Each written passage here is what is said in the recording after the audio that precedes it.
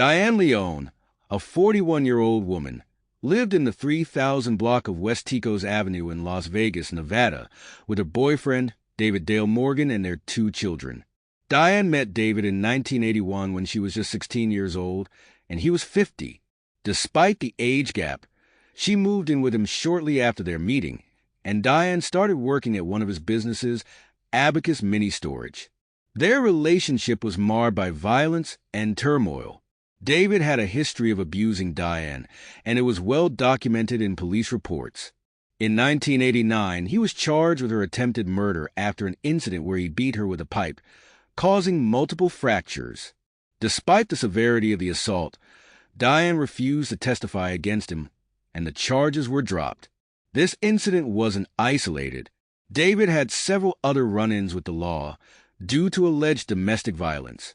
In May 1997 and March 1999, he was arrested again for domestic violence.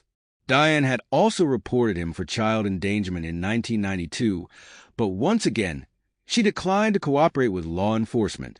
All the charges against David were eventually dropped due to her unwillingness to press charges. Despite the ongoing abuse, Diane stayed with David, and there seemed to be no end to the cycle of violence. On February 2000, Diane vanished without a trace. She was last seen in Las Vegas, and on the day she disappeared, she left her home and never returned. She had left all of her belongings behind, including her clothes, money, and vehicle. No one had heard from her since, and David never reported her missing. When he was questioned later, he claimed that Diane had left Las Vegas with a man named Tim, who he believed she was having an affair with.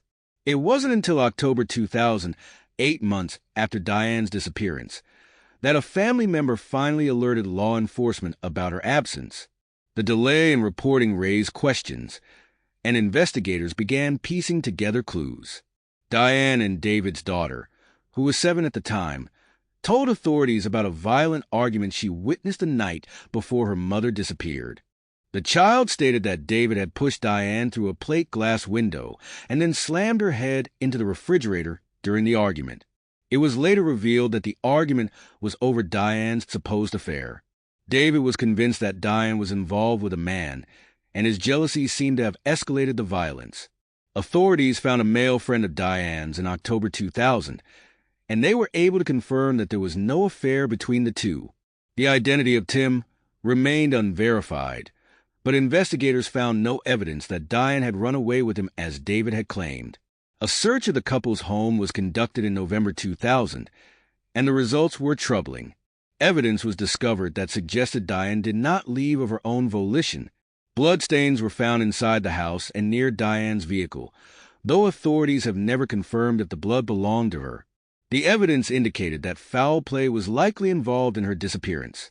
What also complicated the case was David's criminal history, which was deeply intertwined with the disappearances of other women. In 1980, David's second wife, Marie Morgan, also went missing under suspicious circumstances. She had previously sought help from the Women's Crisis Center after reporting abuse by David, but after she vanished, David claimed she left with her boyfriend, Gabriel Vincent. David's involvement in Marie's disappearance was not initially suspected, but years later, it was revealed that he had confessed to her murder to Marie's sister, Kim Smith. David admitted to ambushing Gabriel Vincent at the storage facility, shooting him in the groin, and torturing him before ultimately killing him. He confessed to burying Vincent's body in the desert and covering the grave with quicklime to speed up decomposition. David's criminal activity didn't stop there. In 1985, David's sister, Dolores Morgan, came forward with disturbing details about David's involvement in the disposal of Marie's remains. She claimed that David had forced her at gunpoint to help move Marie's body in the Nevada desert, and that they had buried her in a large hole along Highway 95, near mile marker 124. Dolores later attempted to lead authorities to the location of the grave, but she was unable to identify the exact site. She died in 1987, before any concrete evidence could be obtained. David's criminal history extended beyond just these 2 cases. In 1982, Donald Cowan, a former business associate of David's, disappeared under suspicious circumstances. Little is known about his case, but authorities suspect David's involvement. This long pattern of disappearances, coupled with his violent behavior, made David Morgan a prime suspect in Diane Leon's case. By 2000, David had hired an attorney and was operating a furniture-moving business, in addition to his mini-storage company. Despite the mounting evidence, he continued to maintain his innocence regarding Diane's disappearance. In 2007, David was arrested and charged with the murder of Gabriel Vincent after an associate named Fred Hackett testified that he had witnessed the murder and helped dispose of Vincent's body. David's confession about Vincent's death was corroborated by Hackett's testimony, though Hackett died before the trial. In 2012, the charges were dropped when it became clear that the prosecution couldn't move forward without Hackett's testimony. To this day, Diane Leon's disappearance remains unsolved, and despite extensive investigations and the connection to David's criminal history, no one has been charged in her case. Foul play is suspected, and Diane's family continues to search for answers, hoping for justice for the woman who disappeared under such troubling circumstances.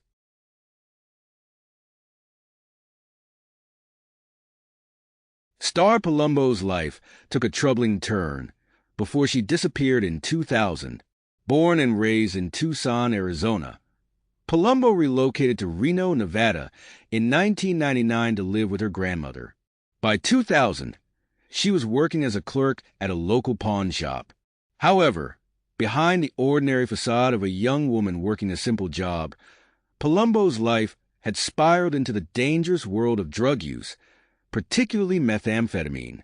Friends reported that her earnings from the pawn shop were insufficient to support her growing addiction, leading authorities to believe that she may have turned to prostitution to cover her expenses. On April 25, 2000, Palumbo called her mother, sounding paranoid and distressed. She claimed that she was being followed, and even expressed her belief that her phone had been tapped. Palumbo also mentioned wanting to move back to Arizona and make a fresh start. Her mother, though worried, hoped this might indicate Palumbo was trying to get her life back on track. However, the call foreshadowed something darker. The very next day, on April 26, Palumbo was discovered in a restricted area of Reno Tahoe International Airport around 12 o'clock a.m. An officer found her wandering near the tarmac, claiming that she was searching for her sister, who had allegedly run onto the runway. The officer suspected that Palumbo was hallucinating, and though her story didn't make sense, he took her to the Reno Hilton Hotel and Casino, dropping her off around 1:30 a.m. Palumbo was last seen near the hotel's valet parking area. Strangely, she never checked into the hotel and hasn't been heard from since. The next day, Palumbo's vehicle was discovered abandoned at the airport. It was illegally parked, but more unsettling was what was found inside. Her car contained a number of her personal belongings, including her purse with $600 in cash and her cell phone. Also in the car was a disturbing drawing, an image of a woman bound and gagged, which appeared to match Palumbo's description. 2 books on changing identities were also discovered in the vehicle, adding another layer of mystery to her case. Adding to the strangeness of her disappearance, Palumbo had left behind 3 emails addressed to the White House. In them, she claimed that the federal government was attempting to murder her, further illustrating her paranoia. These emails hinted at a mind unraveling under pressure, but they also suggested that Palumbo believed she was in grave danger. In December 2000, 8 months after Palumbo vanished, a possible sighting of her emerged.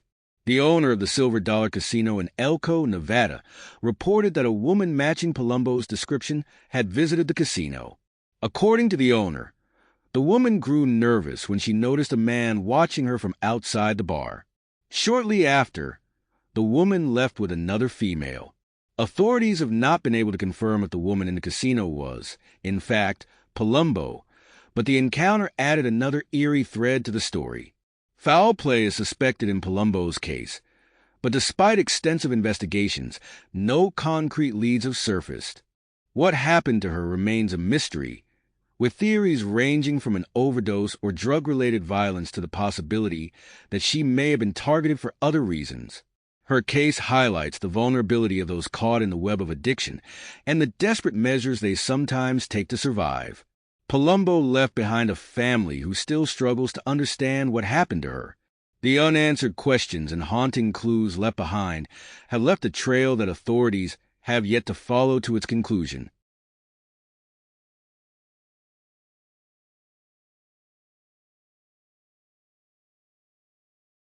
Cynthia Jabour was last seen in Las Vegas, Nevada on October 5, 1980. She had been involved in an on-again, off-again relationship for nearly 6 years with a man named Robert Weeks. That evening, she was last seen in the lobby of his condominium at around 10:30 p.m. Cynthia and Robert had a dinner date scheduled, but she had confided in friends that she intended to end their relationship due to his possessive and jealous behavior. After that night, she was never heard from again. 2 days later, a concerned friend, unable to reach Cynthia, broke into her apartment but found no sign of her or any missing belongings. Soon after, her car was discovered abandoned in the parking lot of Caesar's Palace Hotel in Las Vegas. Investigators noted that Cynthia left behind expensive clothing and had $47,000 untouched in a securities account, suggesting that she had not planned to disappear voluntarily. When questioned, Robert claimed Cynthia had canceled their dinner plans that night and denied any knowledge of her whereabouts. He was scheduled to take a polygraph test, but on the day of the appointment he canceled, claiming he had urgent business out of town. Robert then traveled to Tijuana, Mexico, and subsequently to Chile. He remained out of the United States for 3 years, returning only through Houston, Texas, under a Libyan passport. Upon his return, he settled in San Diego, California, adopting the name Robert Howard Smith. In San Diego, Robert began a relationship with a nurse named Carol and Riley. However, Kerr was also involved with a doctor from Colorado and intended to break off a relationship with Robert to marry the doctor. On April 5, 1986, Carol disappeared after a dinner date with Robert, echoing the circumstances of Cynthia's disappearance. Carol's car was found abandoned in a hotel parking lot in San Diego. When questioned, Robert gave a familiar story, claiming Carol had canceled their dinner plans and he had no idea where she was. 2 days later, on April 7th, he left town, telling his roommate he was on a business trip, and vanished from sight once again. Robert's history of suspicious disappearances went back further. His ex-wife, Patricia Weeks, vanished from Las Vegas on April 25, 1968, just weeks after their divorce was finalized and she was granted custody of their 4 children. Her car was similarly found abandoned. Robert told others that Patricia had either had a nervous breakdown or was probably dead. Another disappearance connected to Robert was that of James Shaw, a business associate who vanished on May 5, 1971, after reportedly having an argument with Robert. Shaw's blood-stained car was later found abandoned. The investigation into Robert intensified, and with the help of tips following a profile on the television show Unsolved Mysteries, authorities located him in Tucson, Arizona, in April 1987. He was living under the alias Charles F. Stalzenberg and was arrested on an outstanding embezzlement charge. In July 1987, he was indicted for the murders of Patricia Weeks and Cynthia Jabour. At his trial, witnesses painted a harrowing picture of Robert's violent and controlling nature. His children testified about the physical abuse their mother, Patricia, suffered at his hands, with corroboration from other witnesses. Evidence included disturbing passages from Robert's diary, where he wrote about Cynthia. "You have humiliated me beyond belief. I will even the score." The jury also heard about Carol and Riley's disappearance, further solidifying his pattern of behavior. In April 1988, Robert was convicted of the murders of Patricia Weeks and Cynthia Jabour, becoming the first person in Nevada history to be convicted of murder without the victims' bodies being found. He was sentenced to life in prison without the possibility of parole. Although never charged in the disappearances of Carol and Riley and James Shaw, authorities strongly suspected his involvement. Robert died in prison in 1996, and the bodies of the missing individuals connected to him, including Cynthia, Patricia, Carol, and James, were never recovered. Given Robert's interest in mining, investigators speculated that he may have disposed of their remains in mine shafts scattered throughout the Nevada desert.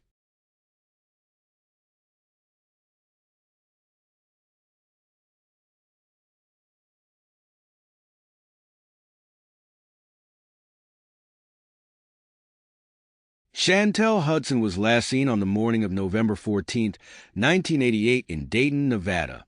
That day, she had an argument with her mother and left their apartment on Dayton Valley Road at 7:30 a.m., never to be seen again.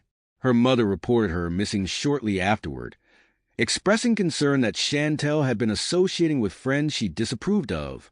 In the month following her disappearance, there were 2 reported sightings of Shantel, but authorities believe these were likely cases of mistaken identity. Despite extensive searches and investigations, she has never been heard from again.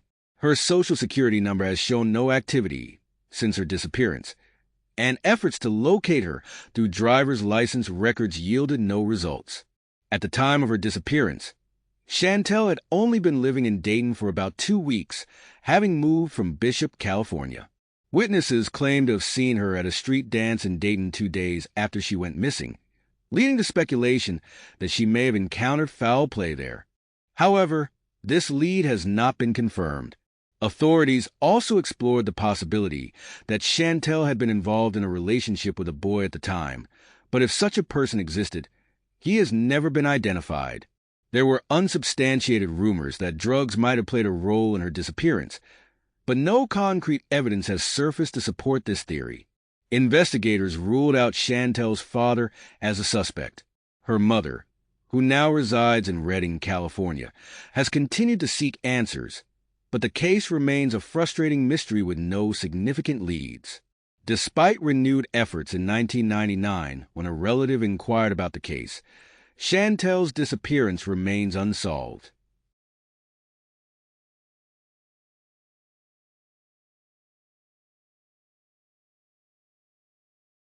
Star Palumbo's life took a troubling turn before she disappeared in 2000. Born and raised in Tucson, Arizona, Palumbo relocated to Reno, Nevada in 1999 to live with her grandmother. By 2000, she was working as a clerk at a local pawn shop. However, behind the ordinary facade of a young woman working a simple job, Palumbo's life had spiraled into the dangerous world of drug use, particularly methamphetamine. Friends reported that her earnings from the pawn shop were insufficient to support her growing addiction, leading authorities to believe that she may have turned to prostitution to cover her expenses. On April 25, 2000, Palumbo called her mother, sounding paranoid and distressed. She claimed that she was being followed, and even expressed her belief that her phone had been tapped. Palumbo also mentioned wanting to move back to Arizona and make a fresh start. Her mother, though worried, hoped this might indicate Palumbo was trying to get her life back on track. However, the call foreshadowed something darker. The very next day, on April 26, Palumbo was discovered in a restricted area of Reno Tahoe International Airport around 12 o'clock a.m. An officer found her wandering near the tarmac, claiming that she was searching for her sister, who had allegedly run onto the runway. The officer suspected that Palumbo was hallucinating, and though her story didn't make sense, he took her to the Reno Hilton Hotel and Casino. Dropping her off around 1:30 a.m., Palumbo was last seen near the hotel's valet parking area. Strangely, she never checked into the hotel and hasn't been heard from since. The next day, Palumbo's vehicle was discovered abandoned at the airport. It was illegally parked, but more unsettling was what was found inside. Her car contained a number of her personal belongings, including her purse with $600 in cash and her cell phone. Also in the car was a disturbing drawing, an image of a woman bound and gagged, which appeared to match Palumbo's description. 2 books on changing identities were also discovered in the vehicle, adding another layer of mystery to her case. Adding to the strangeness of her disappearance, Palumbo had left behind 3 emails addressed to the White House. In them, she claimed that the federal government was attempting to murder her, further illustrating her paranoia. These emails hinted at a mind unraveling under pressure, but they also suggested that Palumbo believed she was in grave danger. In December 2008, months after Palumbo vanished, a possible sighting of her emerged. The owner of the Silver Dollar Casino in Elko, Nevada, reported that a woman matching Palumbo's description had visited the casino. According to the owner, the woman grew nervous when she noticed a man watching her from outside the bar. Shortly after, the woman left with another female. Authorities have not been able to confirm if the woman in the casino was, in fact, Palumbo, but the encounter added another eerie thread to the story. Foul play is suspected in Palumbo's case, but despite extensive investigations, no concrete leads have surfaced. What happened to her remains a mystery, with theories ranging from an overdose or drug-related violence to the possibility that she may have been targeted for other reasons. Her case highlights the vulnerability of those caught in the web of addiction and the desperate measures they sometimes take to survive. Palumbo left behind a family who still struggles to understand what happened to her. The unanswered questions and haunting clues left behind have left a trail that authorities have yet to follow to its conclusion.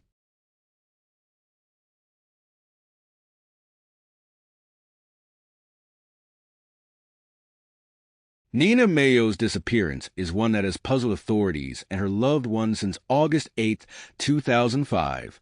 Living in the 1100 block of Park Street in Hawthorne, Nevada, she was last seen at her residence, preparing for a one-day shopping trip. The trip was planned to take her across the Sierra Nevada mountains, traveling over the Sonora Pass on State Route 108. She told a friend she would return by evening and report to work the following day, but she never made it back. Mayo is believed to have left her home around 11 a.m. on the day of her disappearance. She was expected to return that evening and follow through with her work obligations. However, she failed to show up at work the next day, and by then it was clear something had gone terribly wrong. 2 days later, Mayo's vehicle, a silver 1997 Mercury Sable or Ford Taurus station wagon, decorated with a marine sticker on the back window, was discovered at Donald's Vista, a scenic lookout point along State Route 108. Just outside the town of Sonora. The car was locked, and the keys were inside, although it could also be opened using a keypad. What was more concerning was that Mayo's personal belongings were found inside the vehicle. Her cellular phone, wallet, and purse were untouched, but her camera was missing.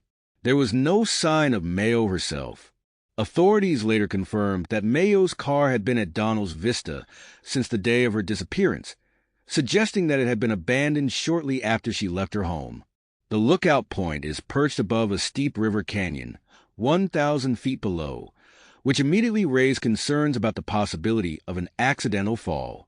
Yet, no trace of Mayo was found near the lookout, and the absence of her camera seemed suspicious, hinting at the possibility of foul play rather than a tragic accident. Investigators began to look into potential leads and individuals who might have been in the area around the time Mayo went missing.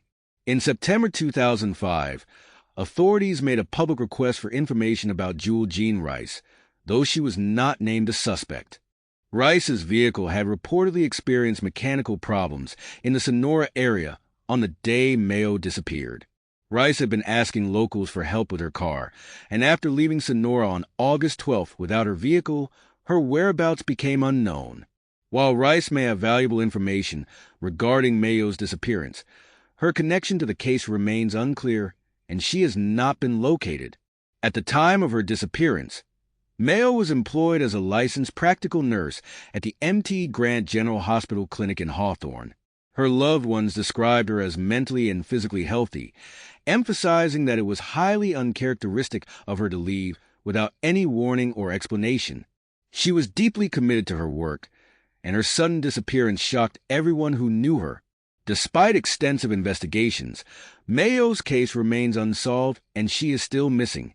Authorities continue to search for answers, but the circumstances surrounding her disappearance, her abandoned car, missing camera, and the mysterious circumstances involving Jewel Rice leave many questions unanswered.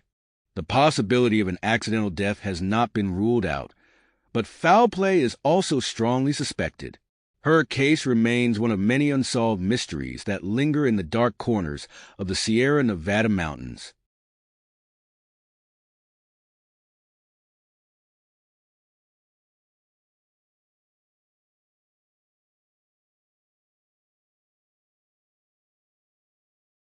Francillon Pierre's disappearance remains one of the most disturbing and haunting cases in Nevada's history.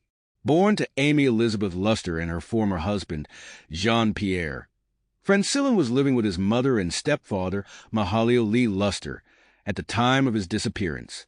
On August 2, 1986, Amy and Lee reported that the 6-year-old boy vanished while they were at the Broad Acres swap meet in North Las Vegas. According to their account, Francillon was standing near the entrance of the swap meet, just a few feet away from them, when he disappeared. Amy claimed she was carrying food to a table, and Lee was looking at a bicycle for Francillon when they lost track of him. The boy was never seen again. The backdrop of Francillon's life leading up to his disappearance was one of turmoil and abuse. In December 1985, Amy and Lee were charged with felony child abuse after brutally beating Francillon. Medical reports noted that he had between 30 and 40 welts covering his back. Amy admitted to whipping him with a belt, claiming she had punished him for wetting the bed and allegedly starting a fire. While she insisted that she alone disciplined the boy, Lee also admitted to beating him. The couple was jailed on the abuse charges but posted bail and were released in April 1986. Shockingly, despite the pending abuse case, Francillon was returned to their custody in May. Social workers attempted to check on him, but Amy repeatedly denied them access, saying it wouldn't do for them to see her son. In the weeks leading up to Francillon's disappearance, the signs of abuse became more apparent. Friends and neighbors reported seeing bruises on the boy, which Amy explained by saying she had punished him for urinating and defecating on the floor or setting small fires inside the house. Amy herself bore bruises and confided to a close friend that Lee had beaten her.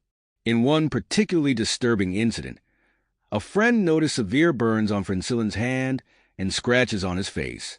Amy dismissed the injuries as accidental and insisted they were healing. Lee later admitted to forcing Francillon to run in circles around the coffee table as a form of discipline and making him sleep outside at least one night.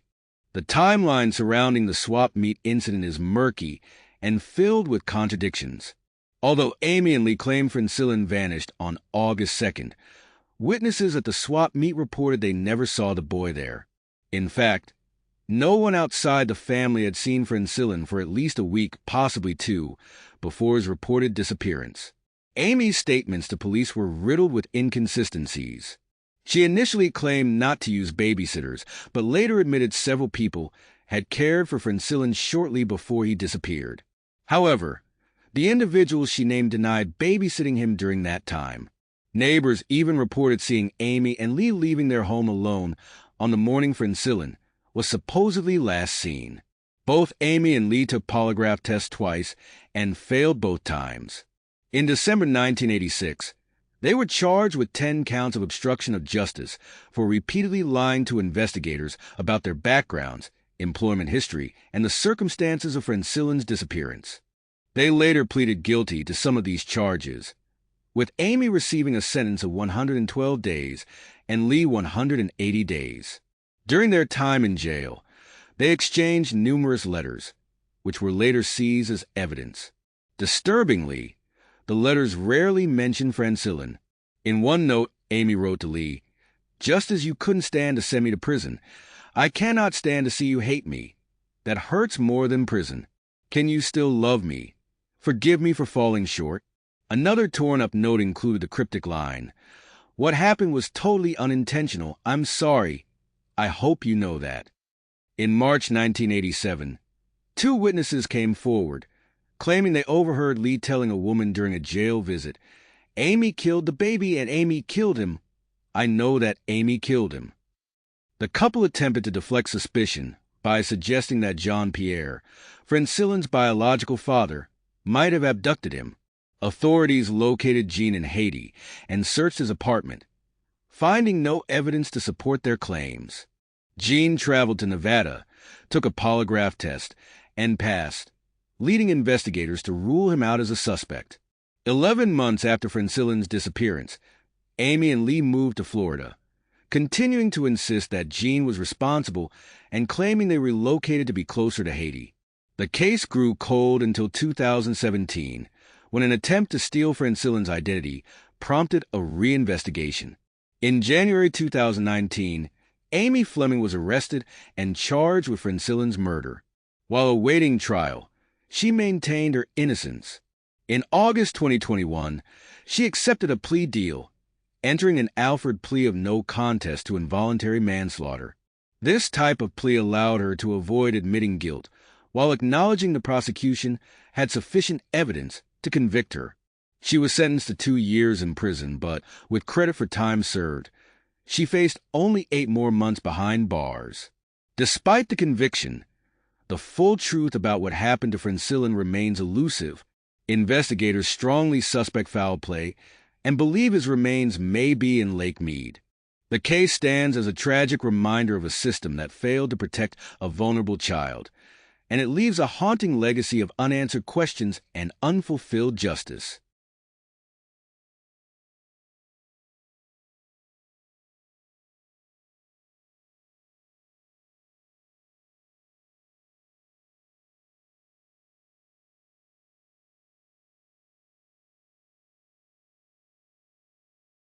Herriberto Herrera was last seen on May 14, 2010, in Las Vegas, Nevada. That day, he drove to visit his sister at her workplace, the Clark County School District Police Department, but he wasn't able to see her in person. They did, however, speak over the phone later, during which he shared troubling news his wife, Johanna Blake, had left him, taking their children while he was asleep. Concerned, Herrera had already reported them missing to the authorities. At around 3 p.m. that same day, Blake returned to their home in the Summerlin neighborhood with a police escort to collect some personal belongings. Both she and the police officers saw Herrera at the residence. Later that evening, Herrera called Blake, expressing his love for her and their 2-year-old twin sons. After that phone call, he was never heard from again. Blake later explained that Herrera had suffered a severe psychotic episode on April 19th, about a month before his disappearance. She recounted that he had been battling severe depression for an extended period and had been admitted to the Spring Mountain Treatment Center, where he was diagnosed with bipolar disorder, schizoaffective disorder, and depression with psychotic features. He was discharged on April 29th with a recommendation for outpatient treatment. Blake said she decided to leave with the children on May 14th due to Herrera's increasingly odd and aggressive behavior, fearing for her safety and that of their sons. Notably, Herrera had been the primary caregiver for their premature twin boys, adding to the emotional weight of the situation. On the same day Herrera reported his family missing, police managed to locate Blake and the children, confirming their safety and voiding the missing persons reports. Despite this resolution, Herrera's own disappearance would soon raise far more questions. Exactly 1 month later, on June 15th, Herrera's white Toyota 4Runner, registered to his mother, was discovered near the Mary Jane Falls trailhead on Mount Charleston, Nevada. The vehicle contained a packed suitcase, his medications, and a package of bottled water with only 1 bottle missing. For those who knew Herrera, this discovery was baffling. He did not enjoy the mountains, and it seemed completely out of character for him to venture into such a remote, rugged area. The mystery deepened further in August 2011 when hikers found a box filled with Herrera's personal belongings at the 9,500-foot elevation level on Mount Charleston. The box contained financial records, 25 credit cards, and cash, yet there was no sign of Herrera himself. Authorities were puzzled, pointing out that the trail leading to the spot was steep and demanding. Given Herrera's asthma and lack of hiking experience, they doubted he could have climbed that high on his own. Adding to the perplexity, Herrera had abruptly stopped communicating with his sisters, to whom he had always been close. The last contact was on April 19th, when he left a birthday message for one of them. His sisters were shocked by the accounts of his mental health struggles, insisting they had never known him to suffer from such issues.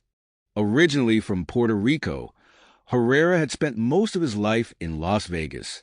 He attended Las Vegas High School and built a career in the casino industry, working there for about 15 years prior to his disappearance. His family remains adamant that he would never have voluntarily abandoned them without any word.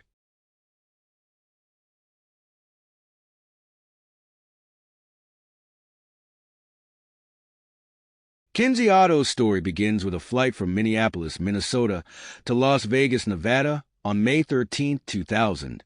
He boarded a Sun Country Airlines flight, his destination McCarran International Airport.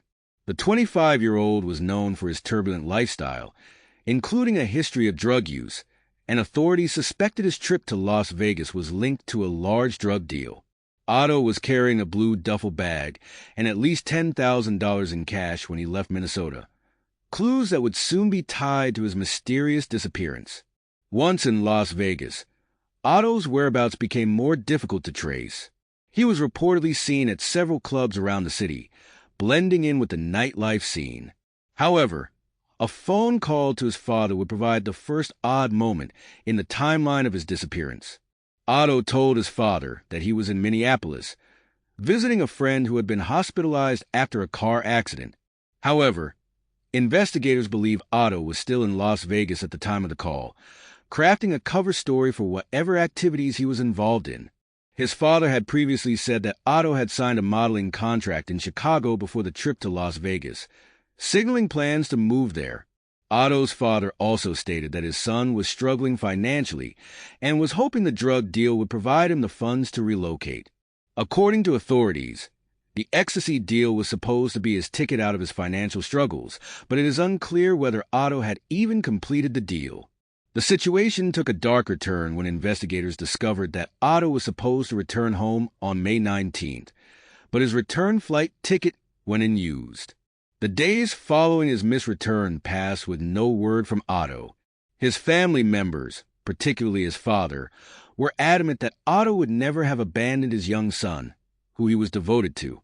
The possibility that he left voluntarily did not make sense to those who knew him best. Authorities turned their focus to Otto's activities in Las Vegas, piecing together details of his last days there. Investigators believe Otto was in contact with a drug dealer's associate during his stay. This person, however, refused to cooperate with authorities, further raising suspicions. At the time Otto arrived, this individual had outstanding warrants for drug and weapons charges, which only deepened the mystery surrounding Otto's disappearance. As the investigation unfolded, authorities began to theorize that Otto's disappearance could be linked to a drug deal gone awry. Despite the lack of concrete evidence, investigators believe foul play was involved, with Otto possibly murdered due to a botched transaction. The circumstances surrounding his disappearance and the reluctance of key individuals to speak with authorities led to the suspicion that his death was tied to a criminal underworld. Over the years, Otto's case has remained unsolved, with Nevada and Minnesota law enforcement continuing to search for answers. His story, marked by a dangerous mix of ambition, deception, and a violent world of drugs, has left his family and the authorities searching for the truth.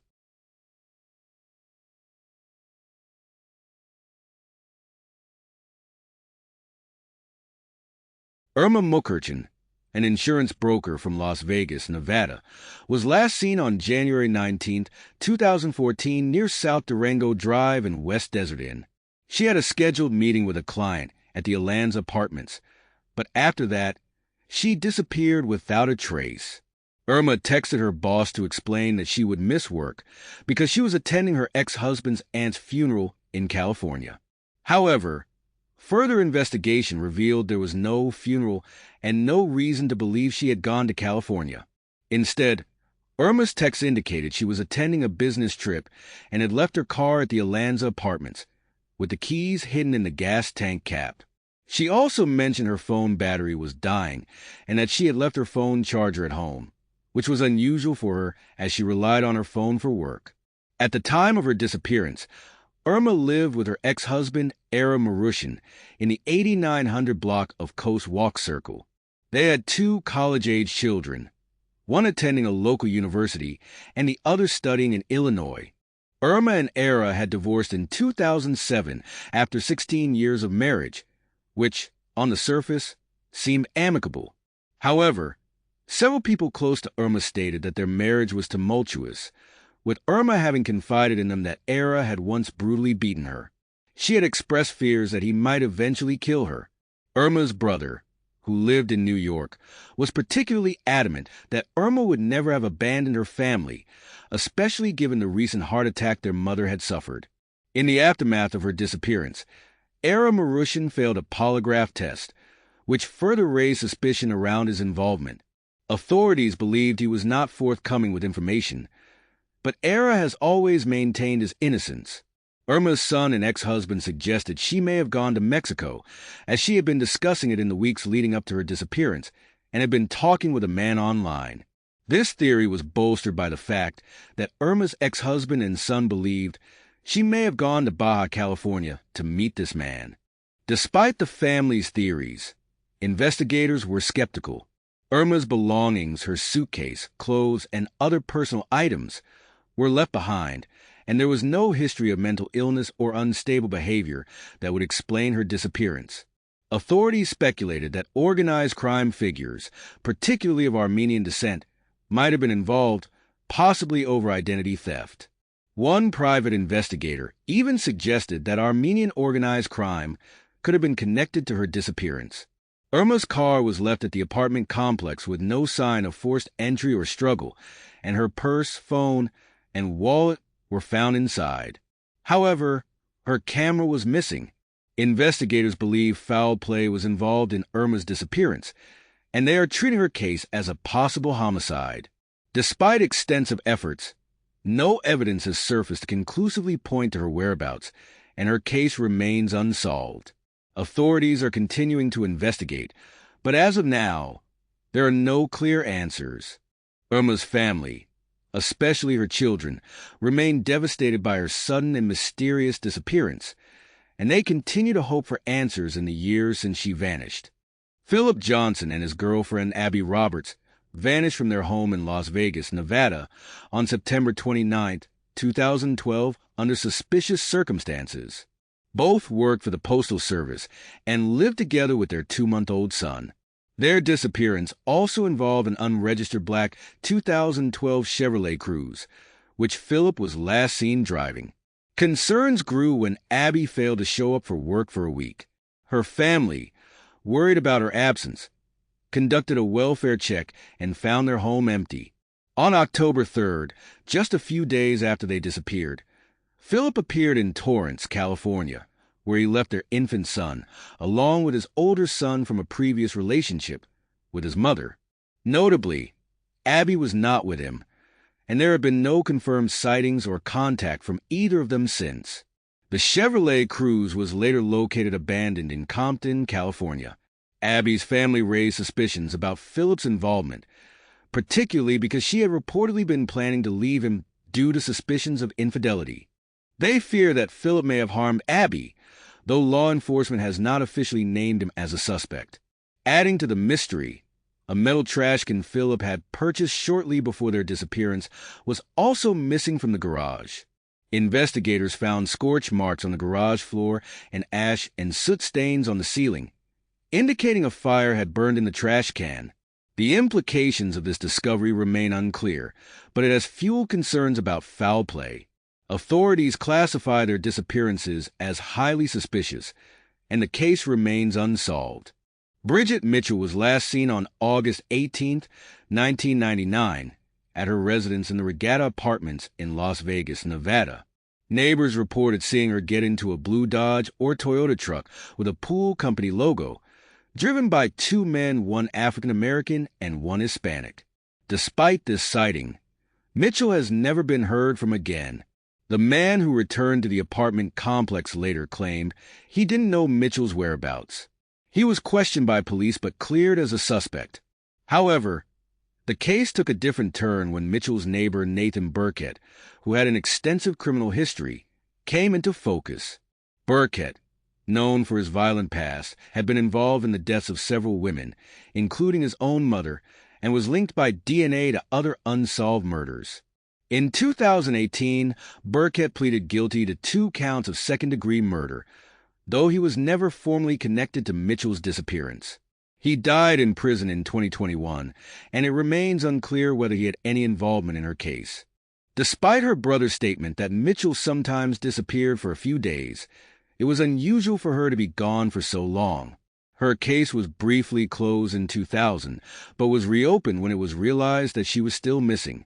Mitchell left behind 6 children, and her case remains unsolved, with authorities still trying to piece together what happened to her after she got in that truck on the fateful day in 1999. On June 28, 1987, 9-year-old Jennifer Martin disappeared just moments after leaving a 7-11 convenience store in Lemon Valley, Reno, Nevada. She was last seen around 3 p.m. purchasing candy and a soda, then heading towards her home on Surge Street, just a short walk away. Despite her home being less than 5 minutes from the store, Jennifer never made it back.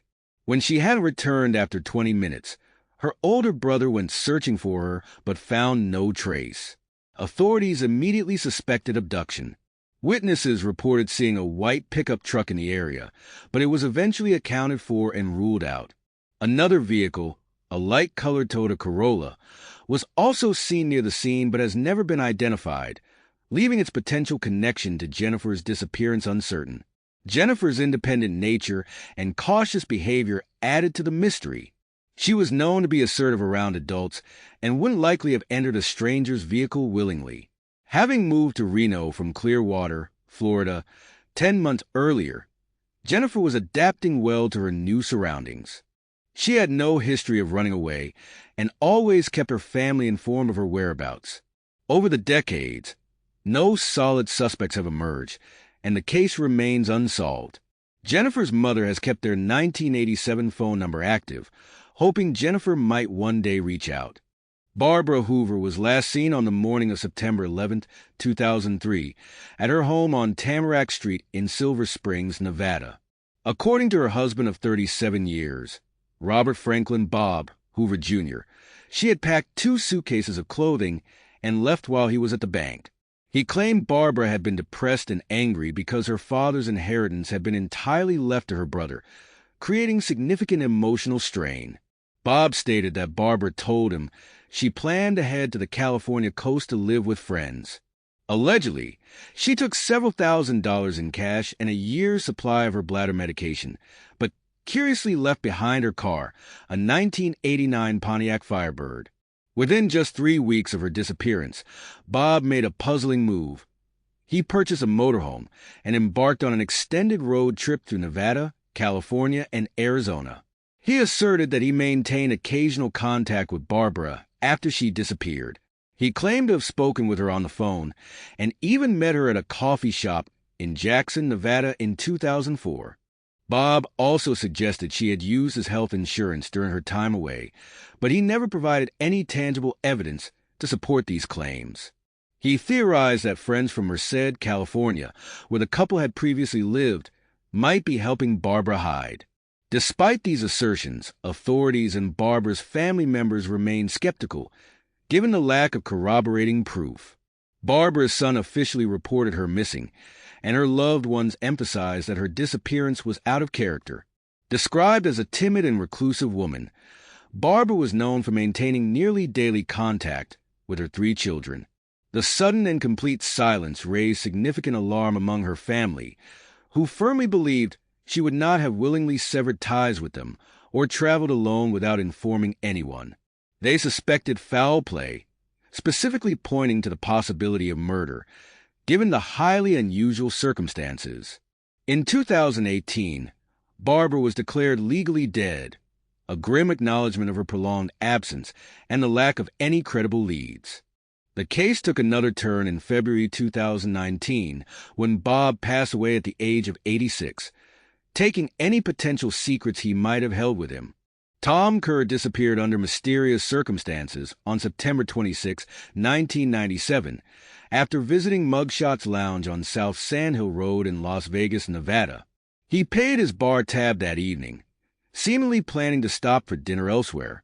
Witnesses last saw him near the area of South Sandhill Road and the Flamingo Las Vegas Hotel early the next morning. He has never been heard from again. Kerr left all his personal belongings behind, including his dented Ford pickup truck, tools, wallet, car keys, camping equipment, and jewelry, behavior his family described as uncharacteristic. Known as a friendly and helpful individual, Kerr worked as a carpet layer and electrician with experience in concrete work and enjoyed camping, particularly at Mount Potosi near Las Vegas. His disappearance raised immediate concerns of foul play. Kerr's mother believed his involvement with drugs, although reportedly not frequent, may have played a role in his disappearance. Authorities identified potential suspects, but were unable to pursue charges due to a lack of concrete evidence. Law enforcement suspects foul play, but has few leads to follow. Despite exhaustive efforts and suspicions surrounding his case, Tom Kerr's fate remains unknown. Teresa Guzman's family last saw her in Las Vegas, Nevada, during December 2008, and she has never been heard from again, leaving behind 3 young children. Her family firmly believed she would not have abandoned her children, which made her sudden disappearance deeply concerning.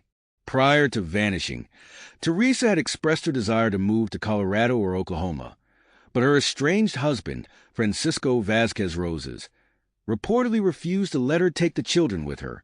When questioned, Vázquez Rosas claimed that Teresa had run away with another man, but her family doubted this explanation, pointing out that she would never have left without informing anyone. Her brother-in-law eventually reported her missing in May 2009, months after she was last seen. By January 2010, the situation took a grim turn when Vázquez Rosas was indicted for Teresa's murder. The couple had been separated for about 3 months before she disappeared. Crucial testimony came from the couple's 2 young daughters. In December 2009, their 5-year-old daughter confided in a female relative, recounting a harrowing story. She had witnessed her father choking her mother, then placing her in a closet, and eventually in a trash bag. The 7-year-old sister corroborated this, saying she saw her parents fighting and later saw her father put her mother into a garbage can. These disturbing accounts led police to interview Vázquez Rosas, who failed a polygraph test. Eventually, he confessed to the murder, detailing a tragic sequence of events. According to his confession, on December 13th, he and Teresa were at an apartment on South Nellis Boulevard when she told him she was leaving and taking the children, refusing to disclose her destination. This sparked a heated argument, during which he pushed her out the door, causing her to fall onto the asphalt. Realizing she was dead, he panicked and hid her body in a closet before disposing of it in a trash bin. Despite his confession, Vázquez Rosas' attorney maintained his innocence, suggesting that Teresa had left of her own volition. Both Vázquez Rosas and Teresa were undocumented immigrants from Mexico, and the attorney argued that Vázquez Rosas had not reported her disappearance due to his fear of deportation. In a controversial turn, the murder charge against Vázquez Rosas was dismissed in April 2010, just 4 months after his indictment, when a judge ruled that his confession had been coerced. However, authorities retained the option to refile charges should new evidence emerge. Given the circumstances and the testimonies provided by the children, foul play is strongly suspected in Teresa Guzman's disappearance, and her case remains an unresolved mystery.